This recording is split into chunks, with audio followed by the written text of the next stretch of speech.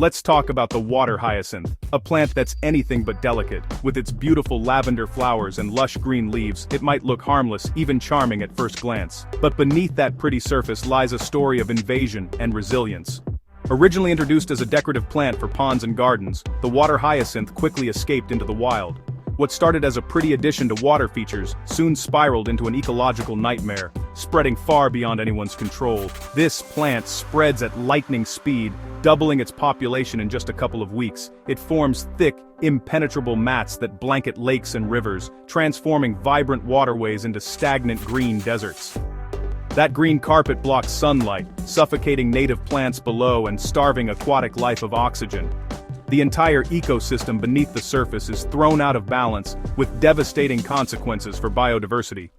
Fish die, boats can't pass, and entire communities suffer. Fishermen lose their livelihoods, children can't swim, and clean water becomes scarce. The impact ripples through every aspect of life along the water. People have tried everything, pulling it out by hand, using machines, spraying herbicides, but nothing seems to stop it for long. Each method is costly, labor-intensive, and often only a temporary fix. Clear a patch, and it's back in days. The plant's rapid growth and ability to regenerate make it a relentless adversary. But here's the twist. Some saw opportunity in this mess. Instead of seeing only a problem, they began to imagine new possibilities. What if this weed could be transformed into something valuable? Could the very thing that choked rivers become a source of hope and income? That's exactly what's happening, turning a destructive plant into a resource. Across the world, innovators are finding ways to process water hyacinth into useful materials. It's about finding hope in the middle of chaos. Communities are coming together, not just to fight the plant, but to harness its potential. Instead of just fighting the hyacinth, people are harnessing it. They're weaving baskets, making furniture, and even creating eco-friendly products from its fibers. The plant that once choked waterways is now being given a new purpose. It's a remarkable turnaround, showing how creativity can turn adversity into opportunity. It's not just about removal, it's about reinvention. By reimagining the problem, people are building new livelihoods and restoring their environment. Communities are reclaiming their rivers and livelihoods. The water is flowing again, and life is returning to places once lost to the weed. The story of the water hyacinth is changing. What was once a symbol of destruction is now a catalyst for innovation and hope. From menace to material, it's finding a place in our homes. Yoga mats, baskets, and even furniture are now crafted from this once-hated plant. This is innovation born from necessity. When faced with a challenge, people found a way to adapt and thrive. It's a lesson in turning problems into possibilities. The water hyacinth's journey reminds us that even the toughest challenges can spark creativity and change. And it all starts with a single stubborn plant, one that refused to be ignored and in doing so, inspired a movement.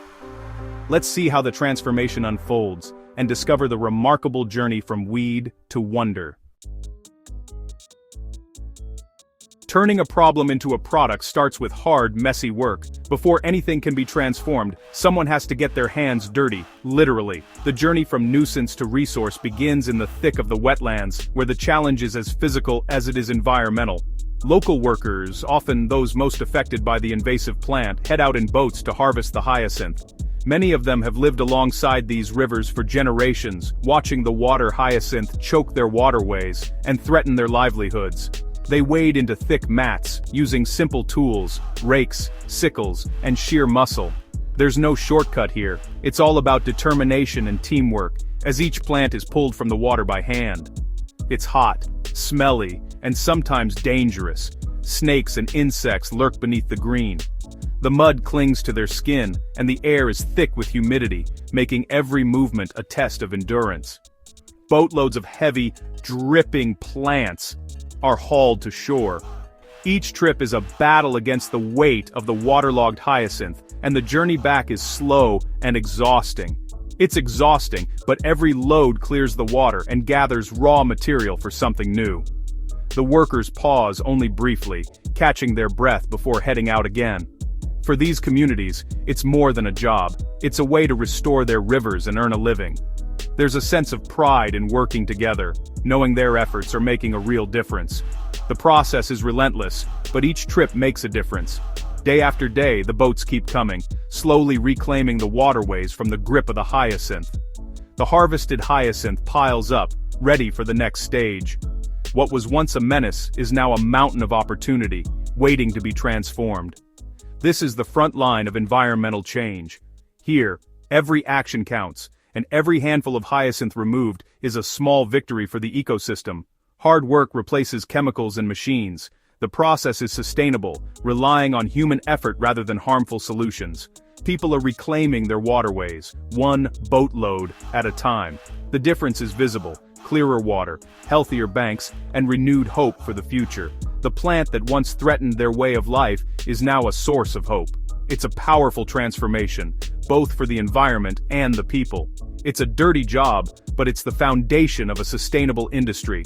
Every muddy hand and tired back is building something bigger than themselves. Every haul is a step toward cleaner rivers and new opportunities. The work is tough, but the rewards ripple through the whole community. The transformation begins here, at the water's edge. With each sunrise, the workers return, determined to make progress. It's about turning adversity into advantage. What was once a daily struggle is now a source of pride and possibility, and it all starts with getting your hands dirty. This is where change begins, one handful at a time. Next, the real magic begins, as these humble plants are transformed into something extraordinary. Once harvested, the hyacinth must be dried. Workers spread the plants in the sun, turning them regularly to prevent rot. Over days, the green mass shrinks and fades to straw brown. Water evaporates, leaving behind tough, fibrous stems. This is the raw material, light, strong, and ready for use. The transformation from soggy weed to useful fiber is simple but essential. Sun and patience do the work.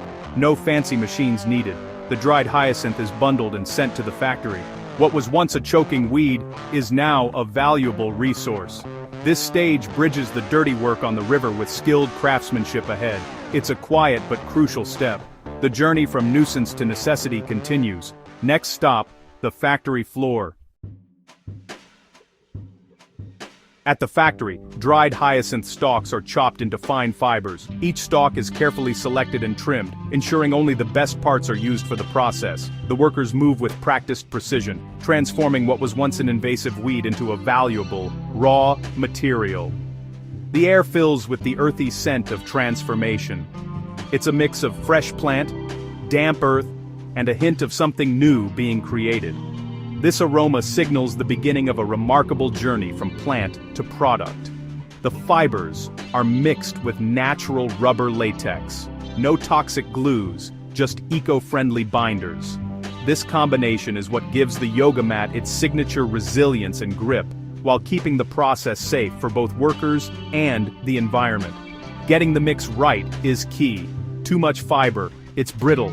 Too much rubber, it loses texture. The recipe is a closely guarded secret, refined over years of experimentation and careful observation. Workers carefully blend the ingredients, creating a thick, oatmeal-like paste. Every batch is checked for consistency, ensuring the perfect balance of strength and flexibility. This is the heart of the yoga mat, a blend of strength and flexibility. The paste must be just right, able to stretch without tearing, and strong enough to support every pose. The process is part science, part craft. Machines help, but it's the skilled hands and watchful eyes of the workers that make the difference. No harsh chemicals, just natural materials. Every ingredient is chosen for its safety and sustainability, making the mats as gentle on the planet as they are on your skin. The result is a sustainable, high-quality mixture. Each batch is inspected, tested, and approved before moving to the next stage. This dough is ready for shaping. It's thick, pliable, and full of potential, waiting to be transformed into something useful. It's industrial alchemy, turning waste into something wonderful. What was once a nuisance in waterways is now the foundation of a sustainable product. The secret recipe ensures every mat is unique and eco-friendly. No two mats are exactly alike, each one carrying the story of its transformation. It's a clever solution to a stubborn problem. By harnessing nature's resilience, the team has created a product that's both practical and inspiring. From weed to workable material, the transformation is nearly complete. The journey from raw plant to finished mat is a testament to innovation and care. Now, it's time to press it into shape, giving form to the vision, and bringing the secret recipe to life. The mixture is spread into a mat-shaped mold. Workers smooth it out, ensuring even thickness. The mold goes into a hydraulic press. Heat and pressure work their magic. The rubber cures, bonding with the fibers. Moisture and air are squeezed out. After a set time, the press opens to reveal a solid, flexible mat. The transformation is dramatic, from lumpy paste to finished sheet. Each mat has a unique, earthy texture from the hyacinth fibers. Precision and teamwork are essential at this stage. The process is both art and science. What started as a weed is now a yoga mat. The basic form is ready, but finishing touches await. It's a moment of triumph for everyone involved. Next, the mats are perfected for use. Fresh from the press, mats are trimmed and inspected. Workers cut away rough edges, ensuring perfect shape and size. Each mat is checked for flaws, only the best move forward. Some get logos or designs, using eco-friendly inks. Mats are left to cool and air out, losing any natural, rubber scent. Packaging is plastic-free, just recycled cardboard and jute twine. The process is sustainable from start to finish. The journey from riverbank to finished product is complete. Each mat is ready for a new home and a new purpose. This is more than a mat, it's a story of renewal. Most yoga mats are made from PVC, a plastic with a toxic legacy. Manufacturing PVC releases dangerous chemicals and pollutes air and water. New mats off-gas harmful compounds, old mats flake, shedding microplastics. PVC mats can't be recycled and end up in landfills for centuries. They're cheap at the store, but costly for the planet and your health. In contrast, a hyacinth mat is non-toxic, biodegradable, and part of a positive cycle. One pollutes at every stage, the other helps clean up the environment. The choice is clear. What will you practice on? The water hyacinth mat is more than eco-friendly. It's restorative. Every mat clears a patch of river, turning waste into value. Production uses sun-drying and natural rubber, avoiding harsh chemicals. The process is gentle on the planet, with a tiny carbon footprint. For users, the benefits are clear. No toxins, no off-gassing, just natural comfort. Each mat is unique, with organic patterns and a grippy, supportive feel. When it's worn out, it biodegrades. No landfill, just a return to the earth. This is circular design in action. It's a product you can feel good about, from start to finish. The mat connects you to nature and a bigger story. It's wellness for you and the planet. Sustainable, beautiful, and responsible. That's the power of innovation. This isn't just about yoga mats, it's about rethinking problems as opportunities, turning an invasive weed into jobs, cleaner rivers, and sustainable products. Every mat supports local communities and restores ecosystems. It reduces plastic waste and pollution. Your purchase fuels a cycle of positive change. For yogis, it's a deeper connection. Your practice reflects your values. The mat is a symbol of hope and renewal. We can have a healthy planet and a healthy practice. Next time you roll out your mat, remember its story. Choose to be part of the solution. That's a stretch worth making.